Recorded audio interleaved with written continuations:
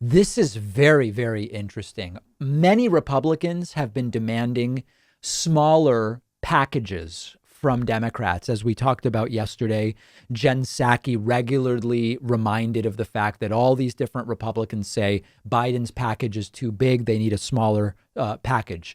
Mitt Romney is doing something very interesting. Mitt Romney is a Republican senator. He has a proposal to provide $3,000 per child to millions of American families. And this would be a form of bipartisan support for Joe Biden's COVID relief plan, which includes expanding child benefits. Now, it's a slightly different framework. Romney would give $4,200 per year per child up to age 6. That goes down to $3,000 per year per child for age 6 to 17.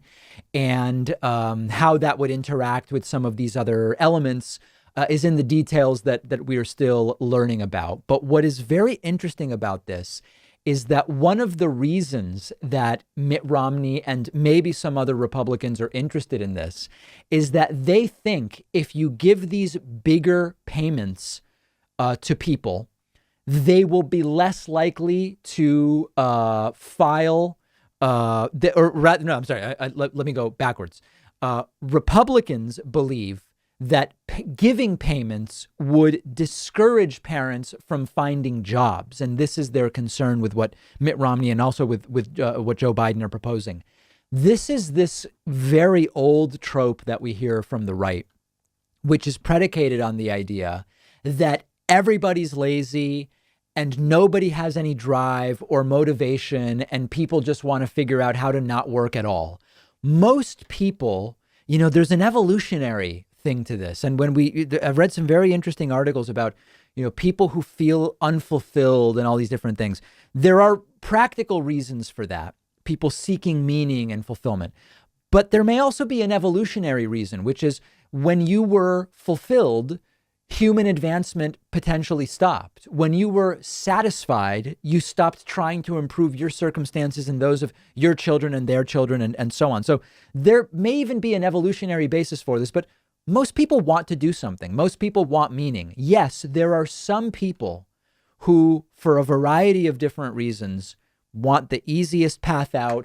If I can just sit at home and not work and collect money, that's fine. Most people don't want that. Most people want one job that pays well so that they can have some meaning coming from employment and also have the financial wherewithal to be able to raise kids, put food on the table for family, participate in life in other ways. And this Republican idea that if you do this, it always assumes the worst about people's intentions and the worst about humanity.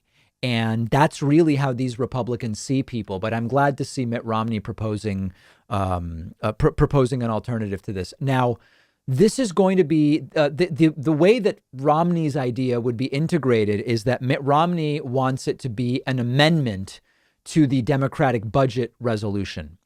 And it looks as though a budget resolution, budget reconciliation is increasingly likely to be the way that this COVID relief bill is going to be passed. And as I've said before, the fact that Democrats can pass this without any Republican involvement, to me, signals the time for so-called negotiation with Republicans is over. But I don't believe every Republican will vote against it. I believe that there are Republicans that either for personal political convictions or because of their realization that COVID relief is popular with their constituents, some Republicans are going to vote for this and call them on their bluff, right? See if they actually are all going to vote against the $1.9 trillion package, if that's what Democrats go forward with. I don't believe that they will.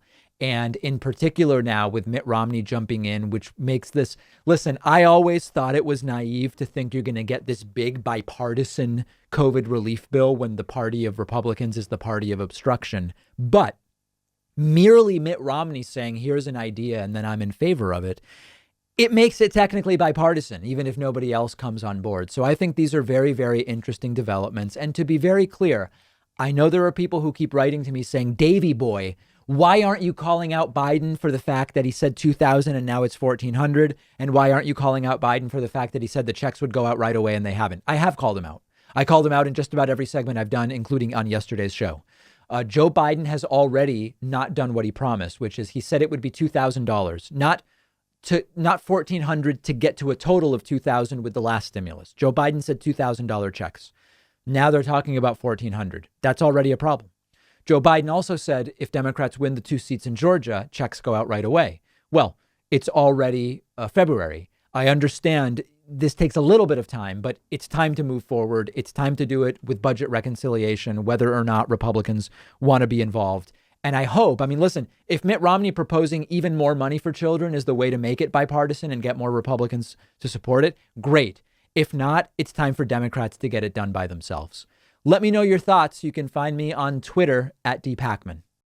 If you are anything like me, you probably aren't thrilled with the idea of going into a doctor's office right now. And thankfully, there's a practical and affordable way to take control of your health and get personalized care from the comfort of your home. It's a service called SteadyMD. They're one of our sponsors. You take a quiz, you get matched with a licensed primary care physician who understands your health needs. You have a 1-hour video call with your new doctor.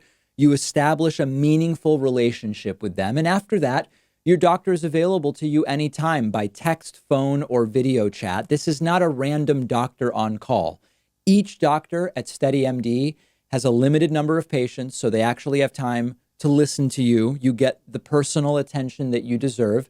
They can do almost everything an in-person doctor can do: perform medical evaluations, talk to you about health concerns, send prescriptions to your home or local pharmacy, and anything they can't do online, they'll quickly set you up with an in-person provider to do, things like blood tests, as an example. You don't need insurance. It's only $99 a month with no other fees or copays.